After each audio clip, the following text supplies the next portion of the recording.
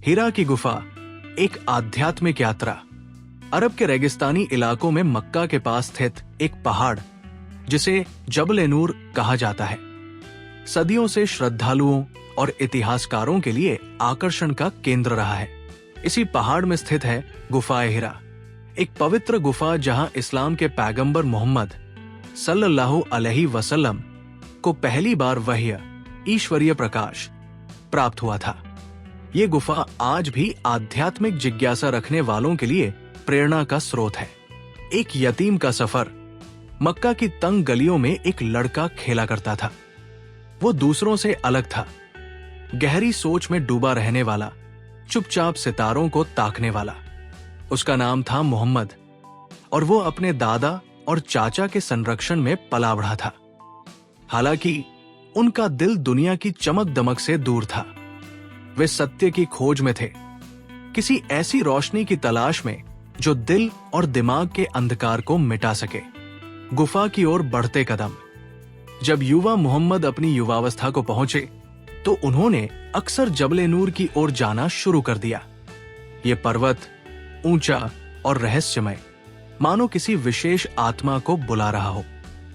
पहाड़ की चोटी पर हीरा की गुफा थी, एक शांत, ठंडी और एकांत जगह जहां दुनिया की हलचल से बचकर कोई अपने भीतर झांक सकता था।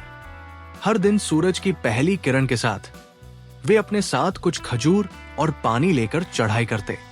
रास्ता कठिन था, लेकिन उनकी आत्मा का प्यासा मन उन्हें थकने नहीं देता। गुफा में पहुंचकर वे ध्यान लगाते, सृष्टि के रहस्यों पर विचार करते और परम सत्य की खोज में डूब जाते। रहस्यमयी रात।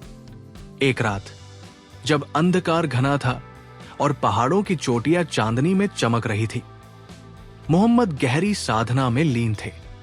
अचानक गुफा में एक दिव्य उपस्थिति महसूस हुई। एक तेज प्रकाश फैला और एक शक्तिशाली आवाज गूंजी, इकरा, पढ़ो। मोहम्मद हक्के बक्के रह गए। ये कौन था? उन्होंने इधर उधर देखा, लेकिन कोई नजर नहीं आया। फिर वही आवाज दोबारा गूंजी, इकरा। वे भयभीत हो गए।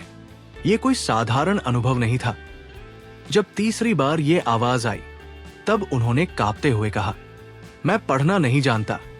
तभी एक दिव्य हस्ती, फरिश्ता जिब्रील, गैब्रियल, प्रकट हुए। उन्होंने मोहम्मद को गले लगाया और कहा, पढ़ो, अपने पालनहार के नाम से जिसने पैदा किया, जिसने इंसान को जमे हुए रक्त से बनाया। पढ़ो, और तुम्हारा पालनहार सबसे अधिक उदार है। ये ईश्वरीय प्रकाश की पहली किरण थी, जिसने न केवल मोहम्मद की आत्मा को आलोकित किया, बल्कि आने वाले युगों के लिए, संपूर्ण मानवता के लिए मार्गदर्शन का द्वार खोल दिया। डर और आश्वासन। इस अनुभव के बाद मोहम्मद घबराए हुए गुफा से बाहर निकले और तेजी से मक्का की ओर बढ़े। उनका दिल तेजी से धड़क रहा था। जब वे अपने घर पहुंचे तो उनकी पत्नी खदीजा रज़ियल्लाहु अन्हा ने उन्हें देखकर चिंता जताई। उन्होंने कहा, मुझे कंबल ओढ़ा दो, मुझे कंबल ओढ़ा दो। खदीजा ने उन्हें स्नेह से ढांप दिया और धैर्यपूर्वक पूरी बात सुनी। वे जानती थी कि उनके पति साधारण व्यक्ति नहीं है।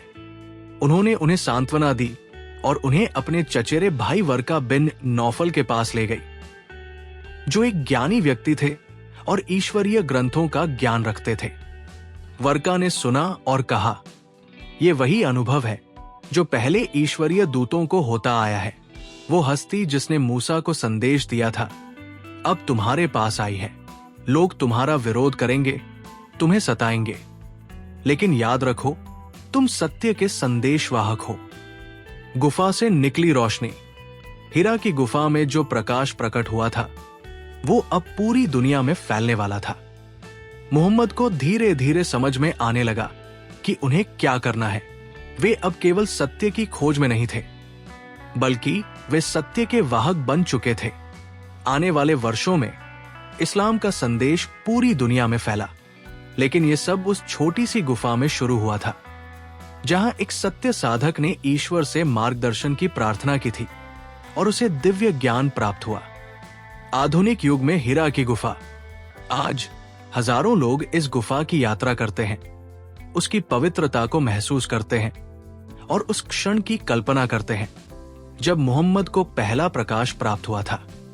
ये गुफा न केवल इस्लामी इतिहास का केंद्र बिंदु है, बल्कि ये उन सभी के लिए प्रेरणा का स्रोत है जो सत्य की खोज में है।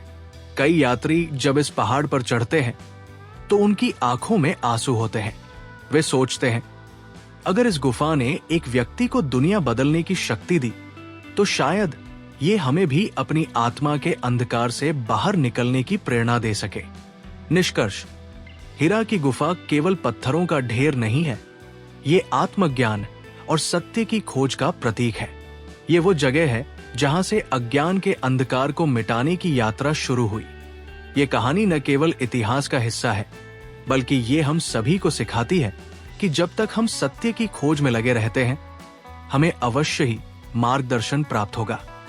हर आत्मा की अपनी एक गुफा होती है, हमें बस उसे ढूंढकर वहां ध्यान लगाने की आवश्यकता है।